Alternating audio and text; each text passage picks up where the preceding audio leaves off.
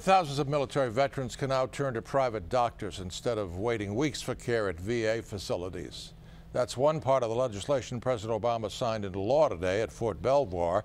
This is legislation aimed at reforming the troubled VA. Our senior political reporter, Scott Tuman, was there for the signing. He's now live in our newsroom with what this legislation is designed to do. Scott.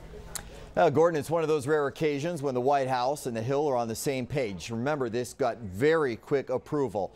And of that $16.3 billion, the biggest chunk, $10 billion, going to getting veterans private care if they are backlogged or if they live far from a hospital. $5 billion to hire more doctors and nurses, the rest for new facilities. And we heard a lot of cheering when pen hit paper. President Barack Obama! The president often gets an enthusiastic welcome, but it may be the policy more than his prominence that earned this applause. If you engage in an unethical practice, if you cover up a serious problem, you should be fired, period. It shouldn't be that difficult.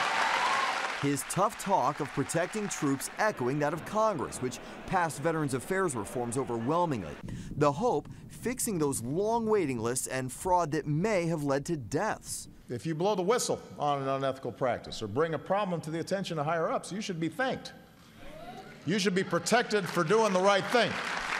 I'm just hoping that those who are in charge will help all of these things to be implemented. In addition to the headline changes, it trims $40 million from last year's $400 million annual bonuses, provides scholarships for spouses of veterans killed in the line of duty, and allows returning vets and dependents to qualify for in-state tuition at public universities. But the biggest cheers for ridding corruption. When that trust is violated, there's a problem and heads need to roll, and they're happy to see that happen. And those sometimes months-long waiting lists. If this helps to cut through some of the red tape or helps provide services that can't be provided in the VA, then yeah, I think it could help a lot of people.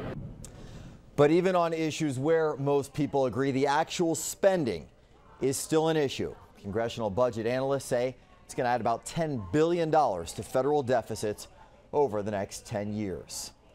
Maureen. Thank you so much, Scott.